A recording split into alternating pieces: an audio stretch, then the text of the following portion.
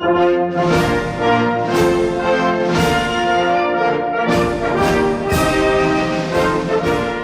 chers compatriotes de Guadeloupe, de Saint-Barthélemy et de Saint-Martin, j'adresse à chacune et à chacun d'entre vous mes vœux les plus sincères de bonnes et heureuses années 2019. Permettez-moi d'avoir une pensée particulière pour tous ceux qui aujourd'hui travaillent pour assurer notre sécurité ou la continuité des soins. Depuis mon arrivée, il y a 7 mois, j'ai multiplié les déplacements, les échanges, pour être le plus efficace au bénéfice de chacun d'entre vous. Très vite, j'ai pu mesurer l'exceptionnel potentiel de ce territoire, son patrimoine culturel et naturel, son agriculture, ses énergies renouvelables, son vivier d'entreprises innovantes ou traditionnelles. Notre région peut et doit se projeter dans l'avenir avec confiance. Et chacun d'entre nous a un rôle à jouer pour assurer son développement. Mes chers compatriotes, le 31 décembre est une journée à partager, en famille, avec ses amis, ses proches. C'est aussi le moment de faire un bilan de l'année qui vient de s'écouler. L'année 2018 a été particulièrement riche en événements en tout genre pour la Guadeloupe et les îles du Nord. La sécurité tout d'abord. Grâce à un nouveau dispositif de lutte contre la délinquance sur le terrain, au travail remarquable des forces de l'ordre et à l'application de tous, la plupart des indicateurs sont à la baisse. Cela veut dire qu'en 2018, il y a eu moins d'atteintes aux biens et aux personnes, moins de cambriolages, moins de vols avec violence ou de vols à main armée. Nous devons poursuivre sur cette voie, celle d'une Guadeloupe apaisée. Vivre en sécurité est le premier des droits dans notre République. Une Guadeloupe plus sûre, c'est aussi une Guadeloupe où l'on est mieux soigné. Il y a quelques semaines, le président de la République a symboliquement posé la première pierre du futur CHU. C'est un chantier unique pour la Guadeloupe qui fera de notre archipel un pôle d'excellence en matière de santé. C'est aussi un message d'espoir adressé à tous les personnels de santé qui se sont mobilisés après l'incendie de 2017 pour réorganiser l'offre de soins et permettre à chaque patient d'être pris en charge dans les meilleures conditions possibles. En 2018, nous avons connu de réelles avancées sur le dossier de l'eau. Pour la première fois, l'État, la région, le département et les opérateurs ont décidé ensemble de lancer un plan d'action prioritaire de plus de 70 millions d'euros afin d'engager rapidement des travaux urgents sur le réseau d'eau. L'objectif est de faire cesser les tours d'eau. Il faut restaurer la confiance avec l'usager. La Guadeloupe doit se doter d'un service public de l'eau digne de ce nom. Ce service doit offrir à chaque Guadeloupéenne et chaque Guadeloupéen une eau en quantité et de qualité.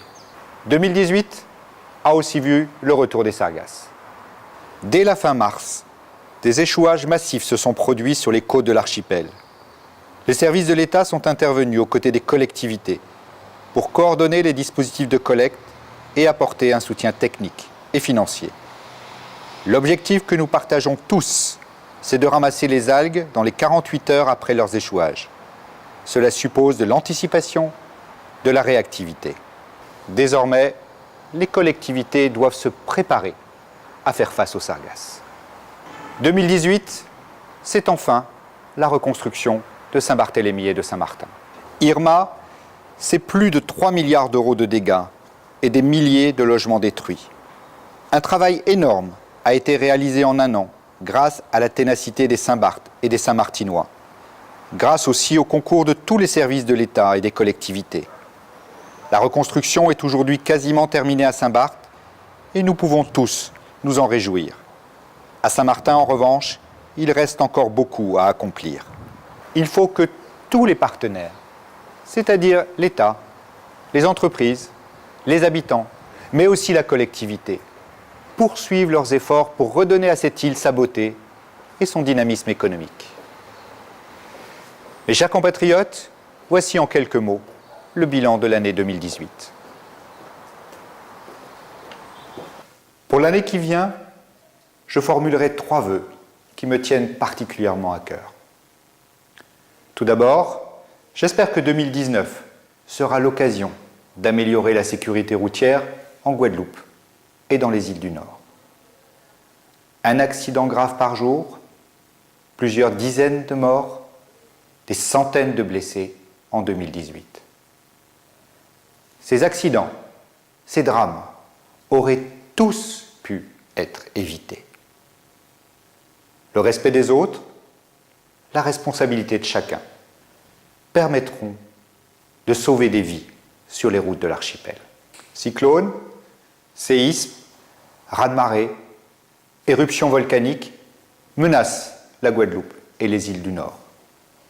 Je souhaite améliorer la résilience afin de protéger la population en cas de crise. Je vous inviterai au mois de mai prochain à des débats pour améliorer notre culture du risque. Enfin, je formule le vœu que l'économie guadeloupéenne se saisisse de nouvelles opportunités. L'État vient de signer avec la région, le département, les communautés d'agglomération et de communes, un plan de convergence et de transformation pour les 10 ans qui viennent. Ce plan, ainsi que les contrats qui seront signés dans le premier trimestre 2019, s'inspirent du livre bleu. Résultat de réflexion avec la population guadeloupéenne pour définir les modèles économiques de demain. En 2019, vous pourrez compter sur la préfecture et les services de l'État.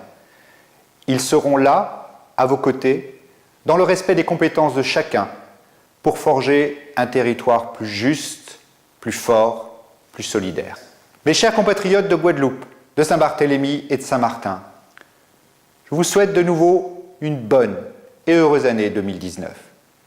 Puisse-t-elle apporter à chacune et à chacun d'entre vous satisfaction personnelle et professionnelle, et à nos territoires, prospérité et sérénité. Moins qu'à souhaiter autres, on bon l'en est. Vive la Guadeloupe, vive Saint-Barthélemy, vive Saint-Martin, vive la République et vive la France.